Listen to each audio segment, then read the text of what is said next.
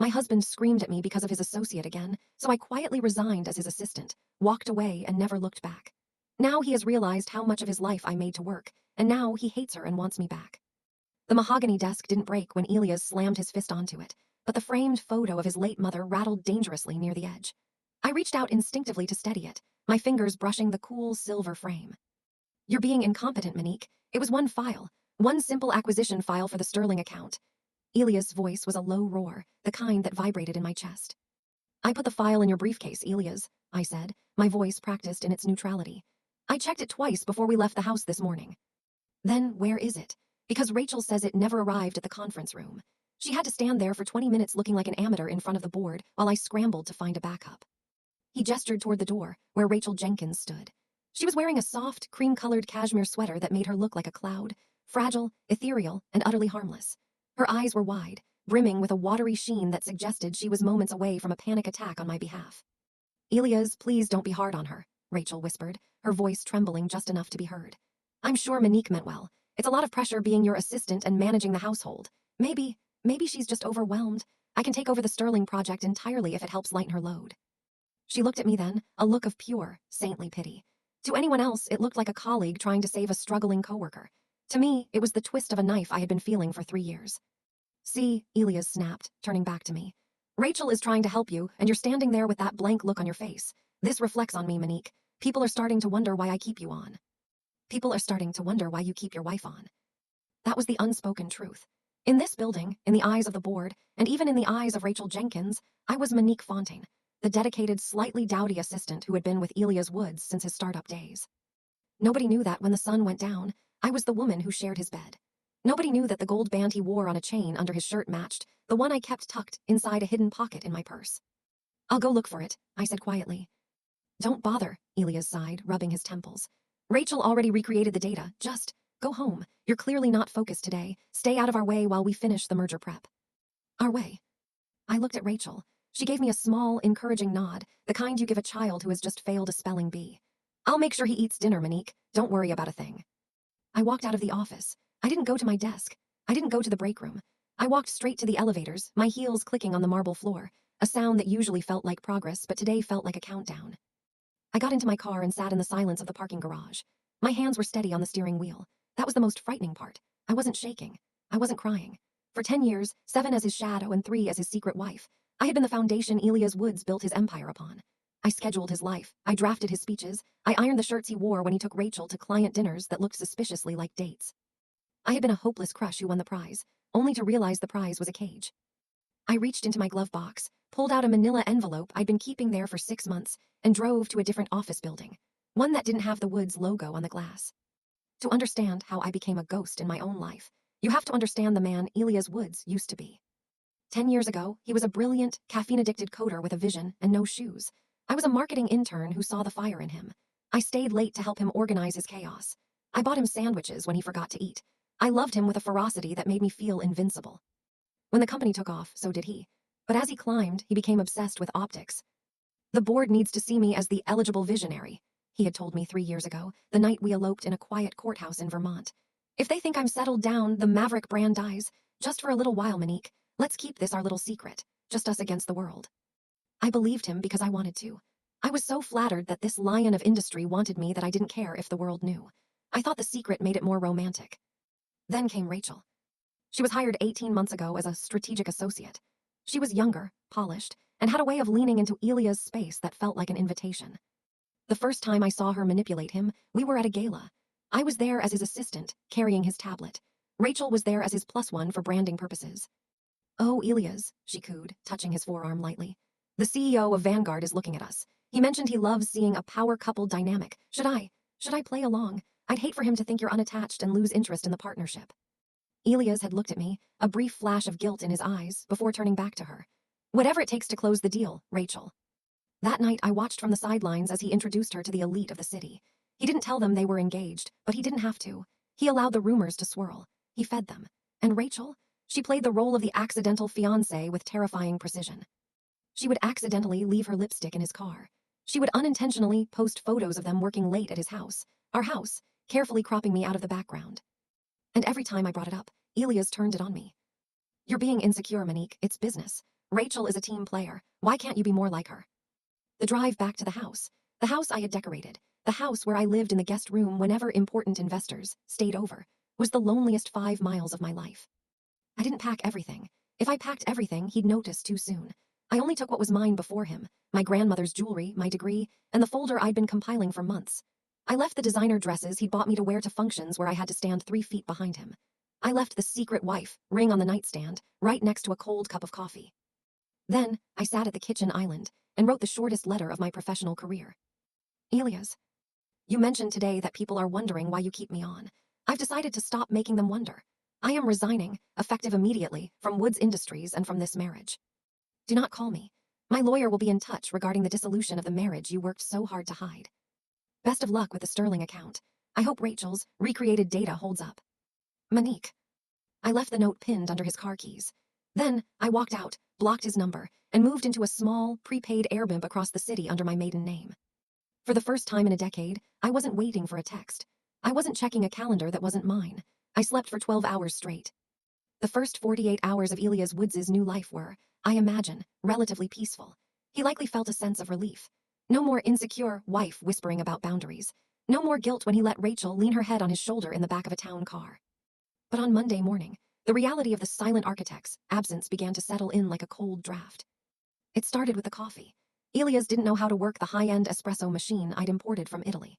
He didn't know which dry cleaner handled his silk blends, or that his 10:00 a.m. meeting with the London branch required a specific encryption key that I changed every 30 days for security. At 10:15 a.m., my phone buzzed with a block number voicemail. Monique, where the hell are you? The London feed is locked. And where are my notes for the executive summary? I know you're upset about the Sterling comment, but this is childish. Call me back. I deleted it. At the office, Rachel Jenkins was finding out that taking over a role and actually performing it were two very different things. Elias, darling, Rachel chirped, floating into his office with a tray of lattes she'd bought because she couldn't find the kitchen supplies. I've got the files for the afternoon briefing. Well, I have most of them. I couldn't find the password for your private server. Monique must have changed it before she left. Elias looked up from a mountain of disorganized paperwork. She didn't change it, Rachel. She's the only one who ever managed it. Just use the recovery hint. The hint just says our first date, Rachel said, her voice dropping into that soft, wounded register. I tried the date of our first dinner, but it didn't work. It's almost like she did it on purpose to make me look bad. Elias paused. Our first date. He didn't remember the date. He remembered the night he eloped with Monique, but the actual first date? It was a Tuesday in April, 10 years ago. He'd taken her to a taco truck. I'll handle it, Elias muttered, his chest tightening. Just get the physical copies. That's the thing, Rachel whispered, her eyes filling with those practiced tears. I went to Monique's desk to find the physical copies and they're gone. The drawers are empty. Elias, did she steal company property? The seed was planted. In Rachel's world, any failure of hers was a result of someone else's malice. And Elias, desperate to believe his star associate wasn't a hollow shell of a professional, chose to believe her.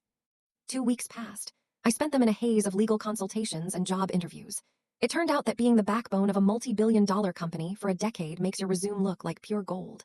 I was snatched up by a rival firm, Crestview Holdings, within 8 days. They didn't want an assistant. They wanted a director of operations. Meanwhile, Elias was drowning, though he refused to admit it. He was late to 3 board meetings. He missed the filing deadline for the Sterling merger, resulting in a 7-figure penalty. But Rachel had a solution for his stress. A party. We need to show the world you're fine, Rachel told him, smoothing his lapel. Everyone is talking about Monique's disappearance. If we throw a party at the penthouse, a celebration of the new era, it will silence the rumors, and maybe we can finally stop hiding us. Elias was exhausted. He missed the way his clothes were always pressed. He missed the way his favorite meals appeared without him asking. He missed the quiet, steady presence of the woman who knew his thoughts before he spoke them. But Rachel was there, bright and loud and innocent, promising him that she was all he needed. The night of the party, the Woods penthouse was packed with the city's elite. Rachel was in her element, wearing a white silk gown that screamed, bride to be. She floated through the crowd, accepting congratulations for a promotion she hadn't earned and an engagement that hadn't been officially announced but was heavily implied. You two make such a stunning couple, an investor's wife gushed. It's so much better than that drab girl who used to follow you around, Elias. What was her name? Ellen. Monique, Elias said, the name tasting like ash in his mouth. She was just a staffer, Rachel said with a tinkling laugh, tucking her arm through Elias. She had a bit of a crush on him, poor thing. I think she realized she couldn't compete and just moved on. It's for the best. She wasn't really our caliber, you know. Elias felt a twinge of discomfort. Monique wasn't just a staffer. She was his wife. She was the reason this penthouse even existed. But he stayed silent. He let the lie stand. He let Rachel play her game. Then, the elevator doors opened. I hadn't planned on coming, but my lawyer had informed me that Elias was refusing to sign the papers, claiming I had company assets in my possession. I wasn't there to party. I was there to end it. I walked into the room wearing a black velvet suit that fit like armor. My hair, which I usually kept in a practical bun, was down in soft waves. I didn't look like an assistant. I looked like a threat. The room went silent. Monique, Elias stepped forward, his face a mixture of relief and fury. Where have you been? You have no right to show up here after. I'm not here for the champagne, Elias, I said, my voice carrying across the silent room. I reached into my bag and pulled out a thick stack of papers. I'm here because you told your lawyer I stole company property. I'm here to return it. I dropped the papers on the glass coffee table. Those are the sterling files, the originals, the ones Rachel told you I lost. I found them in the shredder bin in the break room 2 weeks ago. Miraculously, only the first 5 pages had been destroyed. It seems someone tried to recreate them because they couldn't understand the complex tax structures I'd built. I looked directly at Rachel. Her innocent mask flickered for a split second. And these, I said, pulling out a second set of documents, are the divorce papers. Since you've spent the last 3 hours letting these people believe you're engaged to your associate, I assume you'll have no problem signing these and ending our 3-year marriage. Or do you want to explain to your board why you're committing bigamy? The collective gasp from the room was the loudest sound I'd ever heard. Elias went white. Monique, not here. Why not here? I asked, stepping closer. You loved the optics of a secret marriage when it served you. Now let's see how the optics of a public divorce suit you. I turned to Rachel, who was trembling, this time with genuine fear. You can have him, Rachel, but just a warning. He doesn't know how to boil an egg. He's 3 months behind on his personal taxes, and he'll never love you as much as he loves his own reflection. Good luck being the new architect. I quit. I walked out of the penthouse. I didn't look back at the wreckage. I had my own life to build. The silence that followed my exit from the penthouse wasn't just a lack of noise. It was the sound of a vacuum forming. When you remove the center of a structure, the walls don't fall immediately. They groan. They lean. They wait for a gust of wind. For the first month at Crestview Holdings, I worked like a woman possessed. I wasn't running from Elias. I was running toward the person I had been before I decided to shrink myself for him. As the director of operations, I wasn't fetching coffee or hiding in the shadows of conference rooms. I was the one leading the meetings. My new office had floor-to-ceiling windows overlooking the city. Every morning, I watched the sunrise and felt a strange, light sensation in my chest. It was freedom, though it felt a lot like vertigo at first. Meanwhile, at Woods Industries, the gust of wind had arrived. Elias sat in his office, staring at a spreadsheet that made no sense. For 3 years, Monique had translated the chaos of his vision into the language of profit. She had a way of seeing the gaps in a contract before the lawyers did. Rachel, he buzzed the intercom. The door opened, and Rachel floated in. She looked tired. The ethereal glow was being replaced by a frantic, jagged energy. She was wearing a dress that cost more than Monique's car, but her eyes were red-rimmed. Yes, Elias. The quarterly projections. Why are we showing a 20% dip in the logistics division? Monique's last report predicted a surplus. Rachel bit her lip, her eyes instantly welling up. I think Monique must have cooked the books, Elias. I've been trying to fix her mistakes for weeks. She probably wanted to leave us in a lurch. It's so cruel, isn't it? After everything you did for her. In the past, this would have worked. Elias would have pulled her into his arms and cursed Monique's name. But Elias was a businessman first, and the numbers didn't lie. She didn't cook the books, Rachel. These are the same vendors we've used for 5 years. Why did you authorize a change in the shipping contracts? Rachel blinked, her innocent expression faltering. The new vendor offered a better aesthetic for our branding. They have those sleek white trucks. Aesthetic? Elias' voice rose to a dangerous level. We move industrial steel, Rachel. Nobody cares about the color of the trucks. We're losing $400,000 a week because these people don't have the capacity for our volume. I was just trying to help, Rachel sobbed, covering her face with her hands. I'm doing 2 people's jobs, Elias. I'm trying to be your partner and your associate, and all you do is yell. I thought you loved me. Elias looked at her, really looked at her. He saw the tears, the trembling lip, the delicate posture. For the first time, it didn't look like a woman in need of protection. It looked like a drain. Go home, Rachel, he said, his voice cold. Just go home. The social circles Elias and I once inhabited were small and vicious. The news of our secret marriage had spread like a virus. The eligible visionary was now the liar of the year. At a high-stakes charity auction, the kind of event where Elias usually reigned supreme, he found himself standing alone by the bar. People weren't coming up to congratulate him anymore. They were whispering. I heard she did all his work, a rival CEO muttered, loud enough for Elias to hear. The Woods empire was just a girl in a sensible skirt and a legal pad. Elias gripped his glass. He scanned the room for Rachel, expecting her to come and charm the crowd as she always promised she would. He found her in a corner, surrounded by a group of younger analysts. She was laughing, her hand on a junior partner's arm, telling a story about how difficult it was to manage Elia's mood swings. He realized then that Rachel didn't care about his empire. She cared about the throne. She wanted the status of being the woman beside the powerful man, but she had no interest in the labor that kept the man powerful. Then the room shifted. A new group entered. I walked in on the arm of Marcus Pierce, ironically, the CEO of Crestview. I was wearing a gown of midnight blue, midnight deep and shimmering. I didn't look like an assistant. I didn't look like a secret. I saw Elias across the room. Our eyes met. In the past, I would have looked away, worried about his optics. I would have checked his drink to see if he needed a refill. Instead, I raised my glass to him, a silent toast.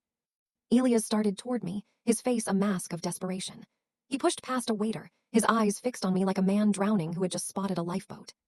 "Monique," he said, his voice breathless as he reached me. "Monique, we need to talk." Marcus stepped forward, a protective hand on the small of my back. "Is there a problem here, Elias?" "It's private," Elias snapped, then looked at me, his eyes pleading. "Monique, please, everything is falling apart. The board is talking about a vote of no confidence. Rachel, she's not you. I didn't realize. I didn't see what you were doing." "That was the point, Elias," I said, my voice calm and clear. "I made it so you didn't have to see it. I handled the friction so you could glide. But you forgot that a foundation isn't just something you walk on. It's what keeps the roof from crushing you." "I'll make it right," he whispered. "We'll go public. I'll tell everyone. We can have a real wedding, a huge one. I'll fire Rachel tonight." I felt a surge of pity for him, but it was the kind of pity you feel for a character in a tragedy you've already finished reading. "You're missing the point, Elias. I don't want a public wedding. I don't want to be your anything. I'm the director of operations for the firm that's currently preparing a hostile takeover of your logistics division. I'm not your foundation anymore. I'm your competitor." Elias recoiled as if I'd struck him. You wouldn't. You love me." "I loved a version of you that I invented," I said. "The man I actually married is a man who let his associate insult his wife for sport. That man doesn't deserve my love. He doesn't even deserve my ghost." I turned away from him, leaving him standing in the middle of the ballroom, the visionary who couldn't see that he had already lost everything. By the 3-month mark, Rachel Jenkins was no longer acting innocent. The pressure of actually having to work had turned her sharp and bitter. When the board of directors called an emergency meeting to discuss the accounting discrepancies, which were actually just Rachel's inability to track expenses, she didn't cry. She screamed. "It's not my fault," she yelled, pointing a manicured finger at Elias. "He's the one who gave me the authority. He's the one who was too distracted by his ex-wife to run his own company. I was just a victim of his toxic environment." The board members, gray-haired men who had seen every trick in the book, looked at her with cold disdain.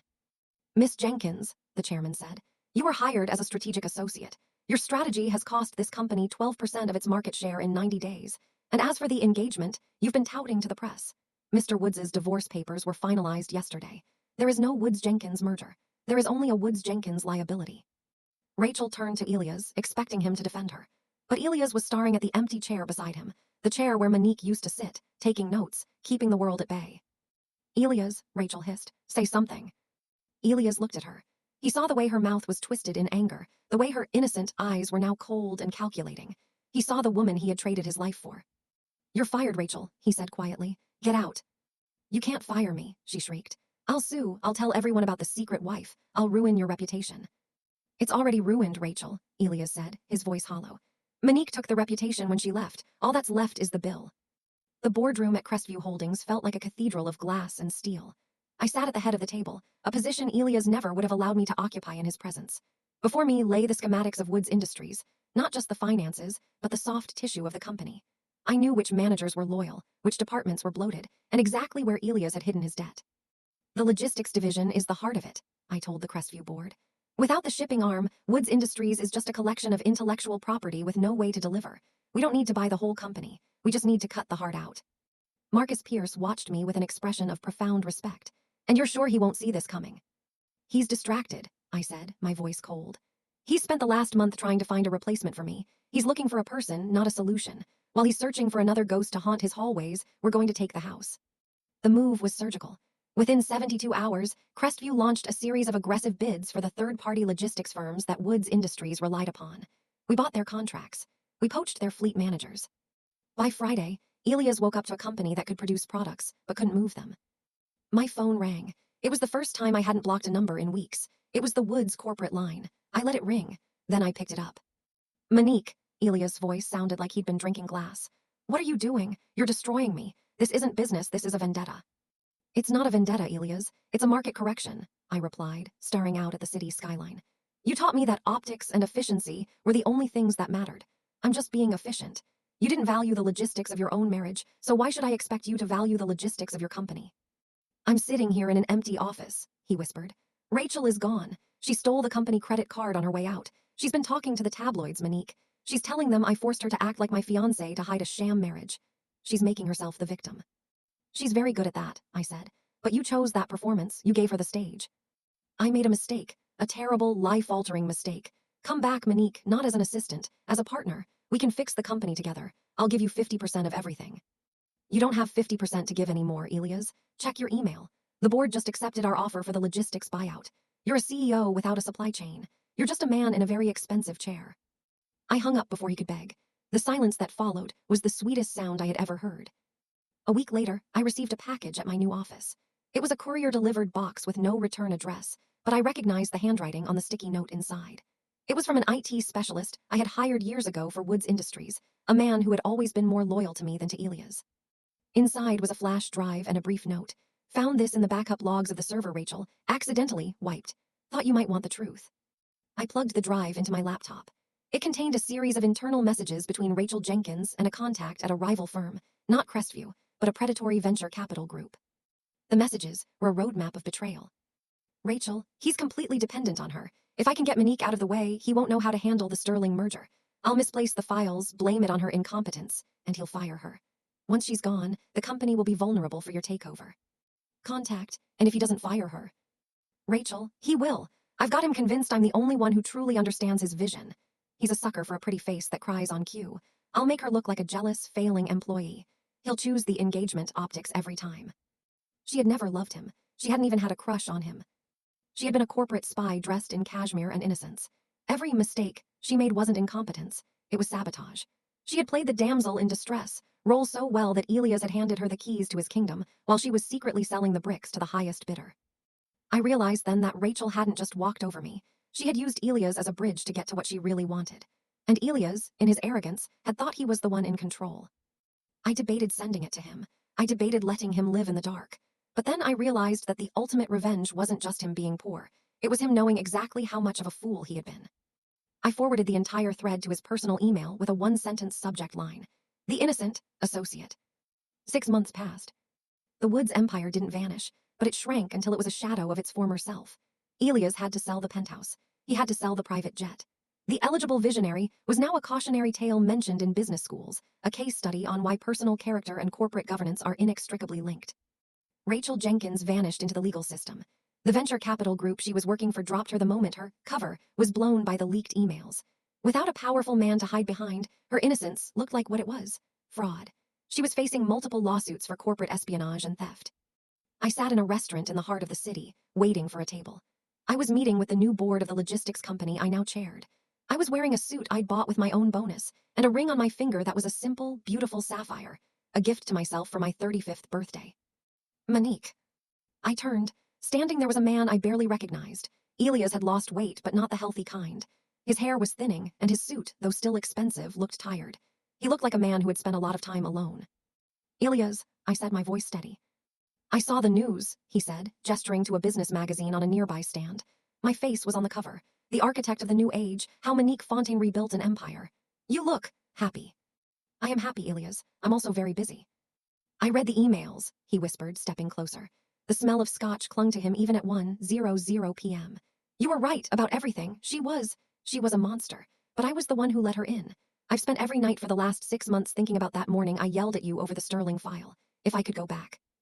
You can't go back, Elias. That's the thing about time. It only moves toward the consequences. I miss you, he said, his voice breaking. Not just the work. I miss the way you used to look at me, like I was the only person in the world. I looked at him then, and for the first time I felt absolutely nothing. No anger, no longing, no lingering crush. Just the mild interest one feels toward a stranger. I stopped looking at you that way a long time ago, Elias. You just didn't notice because you were too busy looking at yourself. The hostess approached. Ms. Fontaine, your table is ready. The board is waiting. Thank you, I said. I turned back to Elias one last time.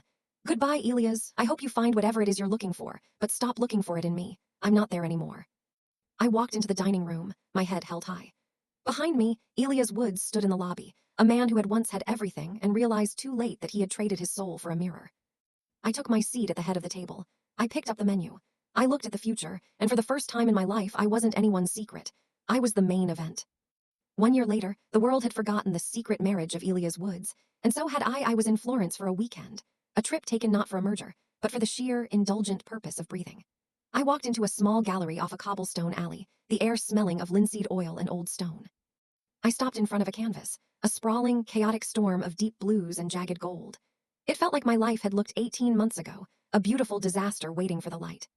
It's about the moment the structure fails, a voice said beside me. I turned to see a man in a charcoal coat, his hands stained lightly with charcoal dust. He wasn't a titan of industry. He didn't have the polished, predatory look of the men I had spent a decade serving. He had kind eyes that looked as though they truly saw things. I thought it was about the moment the light gets in, I replied. He smiled, and for the first time in years, I didn't feel the need to check my posture or hide my intellect. I like your version better, I'm Luca. Monique, I said. We talked for an hour. He didn't know I was a director of operations. He didn't know I had dismantled a multi-million-dollar logistics firm. He just knew I liked the way he used texture. For the first time, I wasn't an assistant, a secret, or a rival. I was just a woman standing in the sun. As we walked out into the Italian evening, my phone buzzed in my pocket. I pulled it out to see a notification from a business news app. Woods Industries declares bankruptcy. Elias Woods evicted from former headquarters. I looked at the screen for a second, seeing the image of Elias, haggard, gray, and utterly alone, being swarmed by reporters. He looked like a ghost of a man I used to know. I felt no triumph, only a profound, airy sense of relief. Everything okay? Luca asked, offering me his arm. Everything is perfect, I said. I deleted the app, dropped the phone into my bag, and walked toward the Arno River. The hopeless crush was dead. The secret was out. And finally, I was the one holding the brush.